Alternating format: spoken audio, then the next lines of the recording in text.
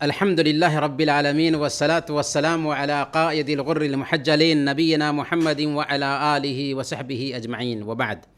پیارے بھائیوں اور دینی بہنوں، السلام علیکم ورحمۃ اللہ وبرکاتہ. ہذا طریقی مائی پاتھ کے اس کورس میں آپ سب کا سواگت ہے. یعنی نماز کی شرطیں کیا ہیں، نماز کے ارکان کیا ہیں اور نماز کے واجبات کیا ہیں. کسی بھی عمل کے لیے شرط اور رکن دونوں ضروری ہے. شرط بھی ضروری ہے اور رکن بھی ضروری ہے. دونوں کے بغیر عمل کا وجود ممکن نہیں ہوتا. شرط کے بغیر بھی عمل کا وجود ممکن نہیں ہوتا اور رکن کے بغیر بھی عمل کا وجود ممکن نہیں ہوتا. لیکن شرط اور عمل میں واضح فرق یہ ہے کہ شرط عمل سے پہلے ہوتی ہے. شرط کیا ہوتی ہے؟ عمل سے پہلے ہوتی ہے، اور رکن جو ہوتا ہے وہ عمل کے اندر میں ہوتا ہے. حالانکہ دونوں ضروری ہے عمل کے پورا ہونے کے لیے. تو نماز کی شرطیں کتنی ہیں؟ نماز کی شرطیں 9 ہیں. نماز کی شرطیں 9 ہیں. پہلے نمبر پر اسلام، گویا کہ غیر مسلم پر نماز فرض نہیں. دوسرے نمبر پر عقل، گویا کہ پاگل پر نماز فرض نہیں. تیسرے نمبر پر تمیز، اور تمیز کی عمر کو 7 سال کی عمر میں پہنچ جاتے ہیں بچے اور بچیاں. چوتھے نمبر پر باوضو ہونا، یعنی وضو کی حالت میں ہونا، کیونکہ وضو کے بغیر نماز نہیں ہوتی. 5ویں نمبر پر گندگی سے پاکی حاصل کرنا، بدن، کپڑے اور جگہ کی پاکی جہاں پر نماز پڑھنا چاہ رہے ہوں. تو 3 چیزوں کی پاکی ضروری ہے نماز کے لیے. بدن کی پاکی بھی ہو، کپڑے کی پاکی ہو، اور جہاں پر نماز ادا کر رہے ہیں وہ جگہ بھی پاک ہو. اور 6 نمبر پر سطر ڈھانکنا بھی ضروری ہے نماز کے ہونے کے لیے. سطر اگر کھلا ہوا ہے تو نماز نہیں ہوگی. مرد کا سطر ناف سے گھٹنا تک ہے. ناف کے نیچے سے گھٹنا تک مرد کا سطر ہے. البتہ دونوں کندھے کو ڈھانپ کر کے رکھنا بہتر ہے نماز کی حالت میں. جبکہ عورت کا سطر پورا بدن ہے سوائے چہرہ اور ہتھیلی کے. چہرہ اور ہتھیلی کے علاوہ نماز میں عورت کا سارا بدن پردہ ہے، سطر ہے. جبکہ بچے کا سطر گپتانگ کو چھپانا ہے. 7ویں نمبر پر یعنی نماز کی 7ویں شرط قبلہ کی طرف منہ کرنا. قبلہ کی طرف منہ کر کے نماز پڑھنا ضروری ہے. 8ویں نمبر پر وقت کا داخل ہونا، کیونکہ نماز وقت پر فرض ہوتی ہے. نہ پہلے پڑھی جا سکتی ہے اور نہ ہی نماز کو بے وقت کیا جا سکتا ہے. ہاں، اگر سونے کی وجہ سے یا بھول چوک کی وجہ سے نماز چھوٹ گئی تو ایسی حالت میں آنکھ کھلتے ہی ہمارے لیے ضروری ہو جاتا ہے کہ ہم پہلے وضو کریں اور اس نماز کو ادا کریں جو چھوٹ گئی تھی. اور آخری شرط ہے جو 9ویں شرط ہوگی، نیت.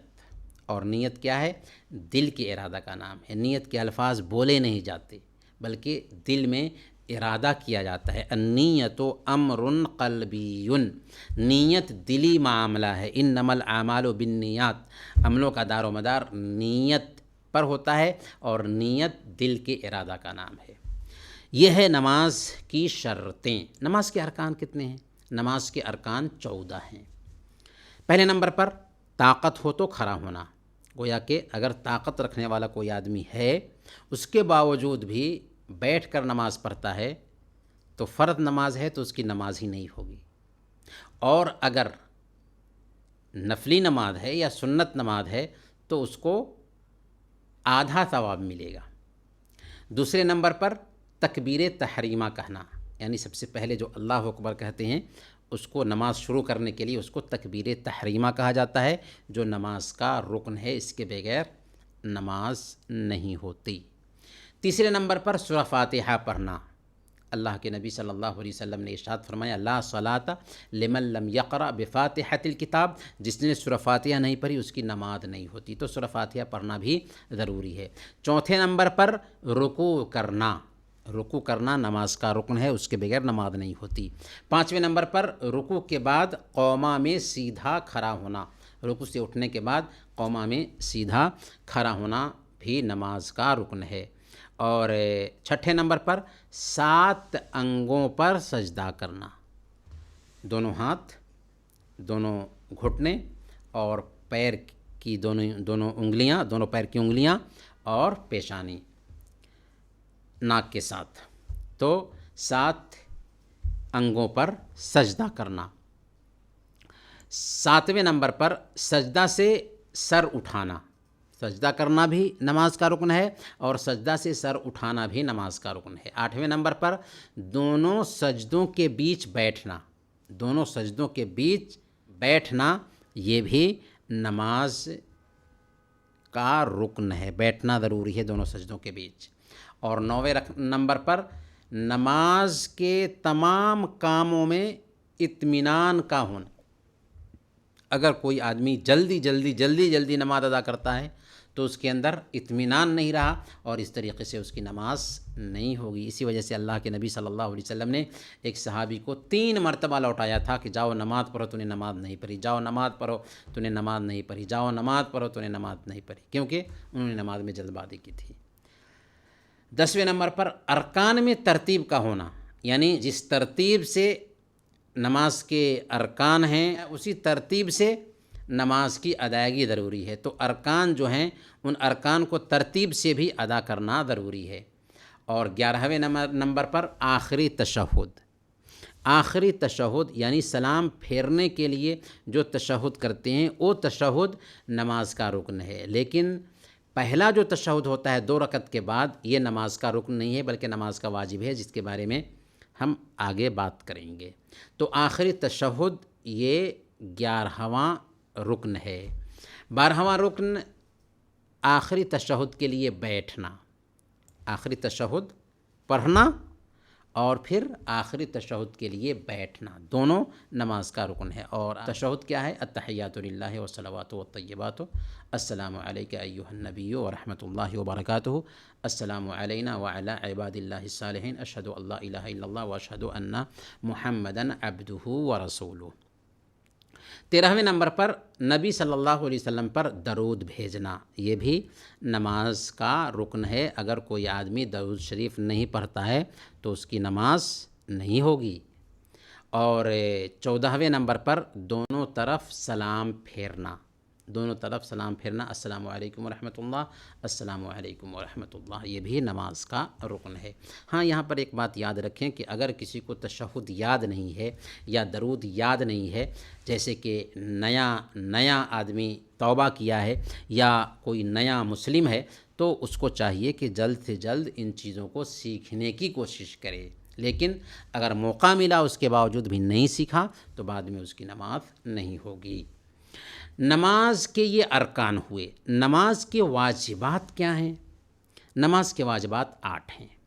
پہلے نمبر پر تکبیر تحریمہ کے علاوہ ساری تکبیرات، نماز میں اللہ اکبر اللہ اکبر اللہ اکبر بہت مرتبہ کہتے ہیں، تو پہلی مرتبہ جو اللہ اکبر کہتے ہیں وہ تکبیر تحریمہ ہے جو نماز کا رکن ہے۔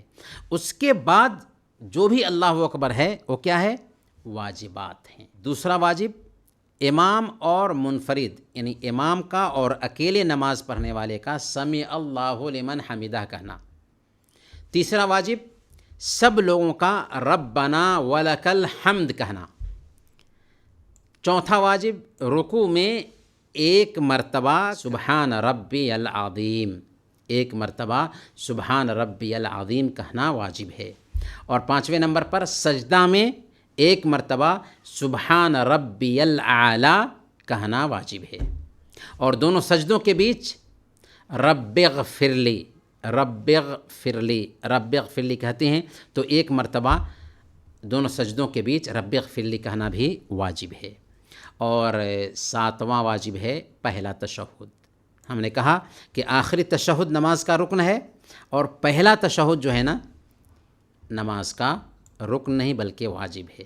اور اسی طریقے سے پہلے تشہد کے لیے بیٹھنا بھی یہ نماز کے واجبات میں سے ہے۔ اس کا مطلب کیا ہوا؟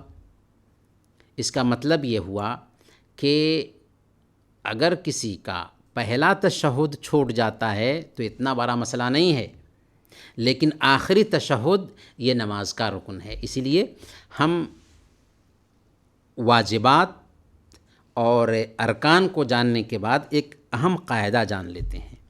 نماز میں اگر کوئی آدمی رکن کو چھوڑ دیتا ہے، یعنی بھول کر کے رکن چھوٹ گیا، تو نمازی کو چاہیے کہ پہلے رکن کو ادا کرے پھر آگے بڑھے. اور اگر رکن سے آگے بڑھ چکا تھا، جیسے نماز پڑھ رہا تھا، رکوع نہیں کیا، سجدے میں چلا گیا، تو اس کو کیا کرنا ہے؟ سجدے سے اٹھنا ہے، پہلے رکوع کرنا ہے اور اس کے بعد پھر سجدے میں جانا ہے.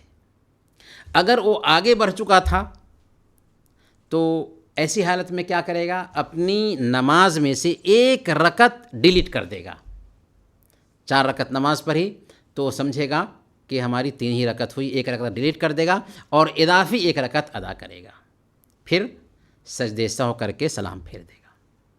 اور اگر سلام پھیرنے کے بعد اس کو خیال آیا کہ نماز کے ارکان میں سے کوئی ایک رکن چھوٹ گیا ہے، تب کیا کرے گا؟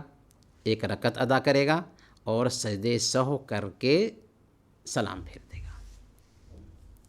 جبکہ واجبات میں سے کوئی واجب چھوٹ جائے تو اس واجب کی کمی کو پورا کرنے کے لیے صرف 2 سجدہ کر لینا کافی ہوتا ہے. 2 سجدہ کر لینا کافی. مثال کے طور پر ایک آدمی نماز پڑھ رہا تھا، 4 رکعت نماز تھی، 2 رکعت کے بعد وہ بیٹھا نہیں اور کھڑا ہو گیا. ایسی حالت میں وہ کیا کرے گا؟ وہ سلام پھیرنے سے پہلے 2 سجدے کر لے گا، سجدے سہو، اور سلام پھیر دے گا، اس کی نماز ہو جائے گی. تو یہ کچھ تفصیل تھی نماز کے بارے میں. اخیر میں اللہ تعالیٰ سے دعا ہے کہ اللہ تعالیٰ ہم سب کو دین سمجھنے کی توفیق عطا فرمائے. وصلی اللہ علی نبینا محمد وعلی آلہ وصحبہ اجمعین.